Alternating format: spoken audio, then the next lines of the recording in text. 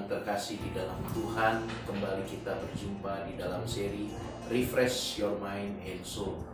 Hari ini kembali kita akan terus memperkaya diri kita dengan firman Tuhan yang memberikan kita kekuatan untuk kita bisa menjalani hidup ini dengan lebih baik.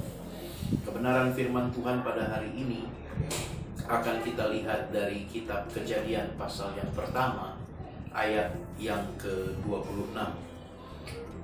Kejadian pasal yang pertama ayat ke-26. Saya akan bacakan bagi Bapak Ibu sekalian.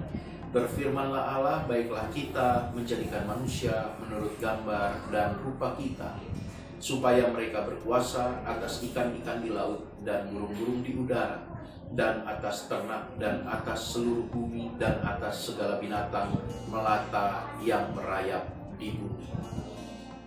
Bapak Ibu yang terkasih dalam Tuhan, waktu saya membaca ayat ini, saya begitu terkesima dengan kebaikan Tuhan.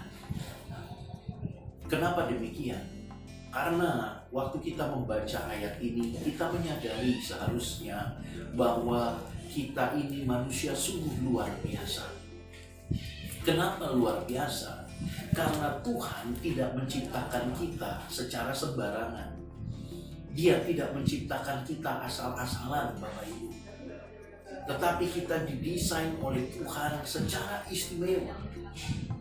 Jadi keistimewaan kita sebagai manusia itu sudah terlihat sejak penciptaan. Bahwa kita diciptakan menurut gambar dan rupa Allah. Dan ini tidak berlaku kepada ciptaan yang lain. Ini tidak berlaku kepada tumbuh-tumbuhan dan kepada binatang. Tetapi hanya kepada manusia, bahwa diciptakan segambar dan serupa dengan Allah. Ini satu hal yang luar biasa. Bahwa Tuhan mendesain kita dengan nilai yang sangat tinggi. Bayangkan kita didesain oleh Allah menurut gambar dan rupa Allah.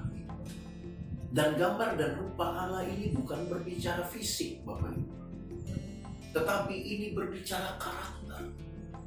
Bahwa Tuhan menciptakan kita dengan karakter-karakter Allah di dalamnya. Dan inilah yang dirusak oleh iblis. Dia tidak mau ciptaan ini bisa menunjukkan kemuliaan Tuhan. Itu sebabnya berusaha untuk dihancurkan.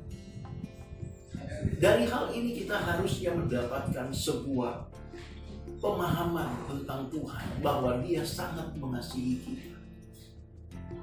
Beberapa hal yang saya catat, setidaknya dari firman Tuhan, bahwa Dia Tuhan yang sungguh mengasihi kita. Yang pertama, bahwa Dia menciptakan kita secara istimewa. Yang kedua, bagaimana Dia berinisiatif datang ke dalam dunia untuk menyelamatkan kita yang sudah jatuh di dalam dosa. Artinya manusia memiliki peranan yang sangat penting di dalam pandangan Tuhan. Seharusnya cara pandang Allah ini kita tempatkan dengan baik dalam hidup kita. Cara pandang Allah ini harusnya kita pakai untuk memandang diri kita sendiri sebagai manusia. Kita harus punya pandangan seperti Tuhan memandang kita waktu kita melihat diri kita. Bahwa kita ini spesial, bahwa saya diciptakan spesial, bahwa saya memiliki karakter-karakter Tuhan di dalam kehidupan saya, bahwa saya ini diciptakan secara istimewa, saya adalah yang dikasihi oleh Tuhan. Seharusnya kita punya cara pandang demikian waktu kita menuju kepada firman Tuhan ini. Sehingga waktu kita menjalani hidup kita, kita akan selalu mampu mengucap syukur. Bahkan kita tidak akan pernah menjalaninya dengan sembarangan. Bapak Ibu yang terkasih, mari kebenaran firman Tuhan ini setidaknya menguatkan setiap kita. Bahwa Tuhan sungguh mengasihi kita. Jadi jangan sesali keadaanmu. Jangan pernah merasa tertolak dengan keadaanmu. Jangan pernah engkau malu dengan keadaanmu. Jangan pernah engkau merasa engkau tidak diperdulikan. Dari firman Tuhan ini, ketahui satu hal. Ada yang begitu memperdulikan kita. ada yang begitu mengasihi kita, ada yang begitu menghargai kita. Dialah Tuhan yang Bapak, Ibu, dan saya senantiasa memuliakannya. Mari jalani hidup kita dengan penuh semangat dan tetap bersuka cita, karena ada Tuhan yang senantiasa menghargai hidup kita. Jika sementara banyak orang tidak menaruh perhatian, tidak menghargai kita, tidak menilai kita dengan nilai yang baik, tetapi jangan itu meruntuhkan kita, jangan itu membuat kita menjadi orang yang akhirnya menyesali diri, bahkan putus asa. Orang boleh menganggap kita tidak istimewa, tetapi di mata Tuhan kita tetap istimewa. Tetap semangat, tetap bersuka cita. Tuhan Yesus memberkati.